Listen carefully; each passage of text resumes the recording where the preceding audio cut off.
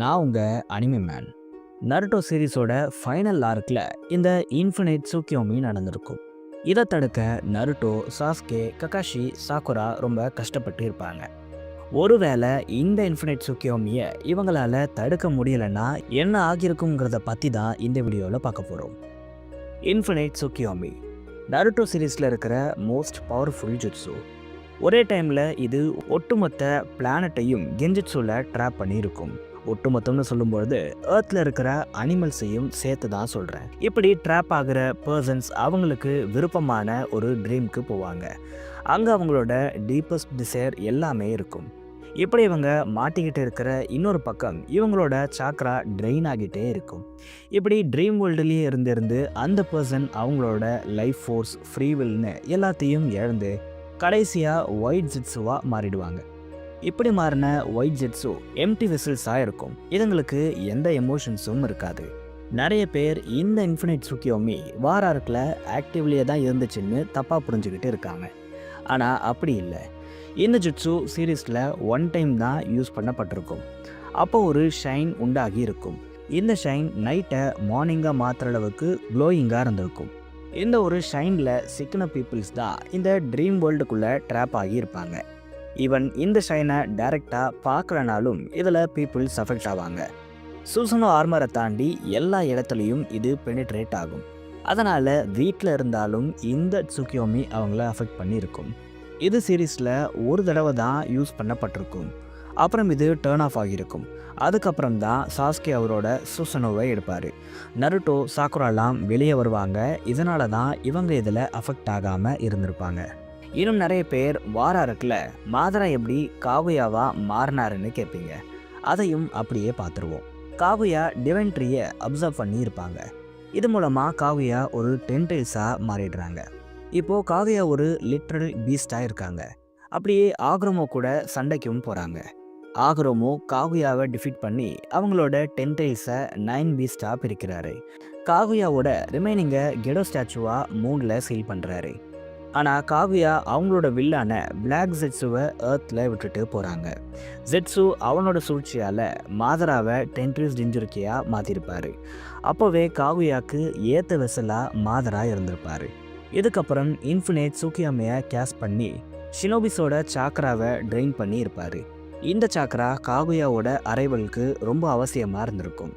இந்த வேலைலாம் கரெக்டாக முடிஞ்ச அப்புறம் மாதராவை பெட்ரே பண்ணி காகுயா கொடுத்த அந்த வில்ல மாதராக்குள்ளே இன்ஜெக்ட் பண்ணியிருப்பார் பிளாக் ஜெட்ஸு. ஸோ பர்ஃபெக்ட் வெஸ்ஸில் இருந்த மாதராக்குள்ளே காகுயா ரீபான் ஆனாங்க.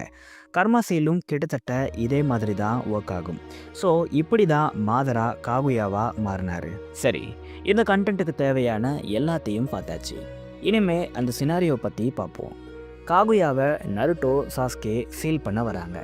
அப்போது அந்த பிளான் திடீர்னு ஃபெயில் ஆகிடுதுன்னு வச்சுப்போம். அப்புறம் என்ன ஆகியிருக்கும்?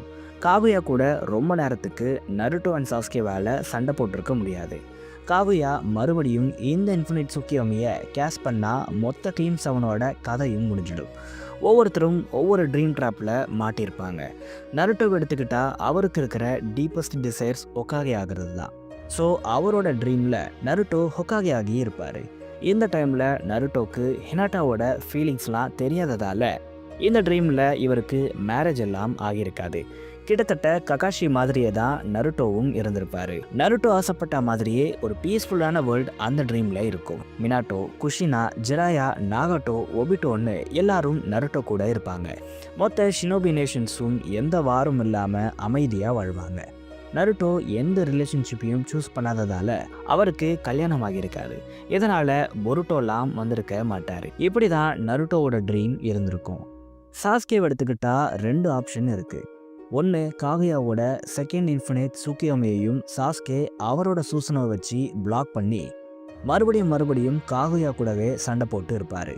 ஆனால் இவருக்கு சப்போர்ட் பண்ணுறதுக்கு நருட்டோ, சாக்குரா, ககாஷின்னு யாரும் இல்லாததால் இந்த ஃபைட்டில் ஒரு கட்டத்தில் இவர் இறந்துருப்பார். அப்படி இல்லைன்னா இந்த இன்ஃபினைட் சுக்கியோமியில் ட்ராப் ஆகி இருப்பார். இப்படி சாஸ்கே மாட்டினா அவரோட ட்ரீம் எப்படி இருக்கும்?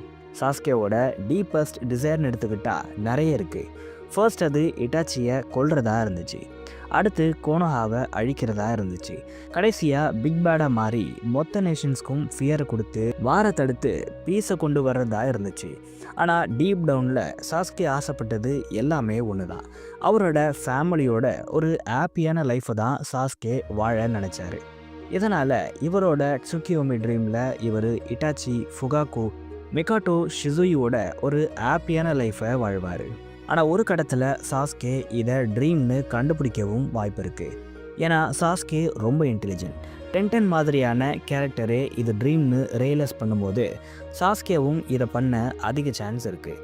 அப்படி பண்ணாலும் அவரால் இதிலிருந்து வெளியே வர முடியுமாங்கிறது டவுட் தான்.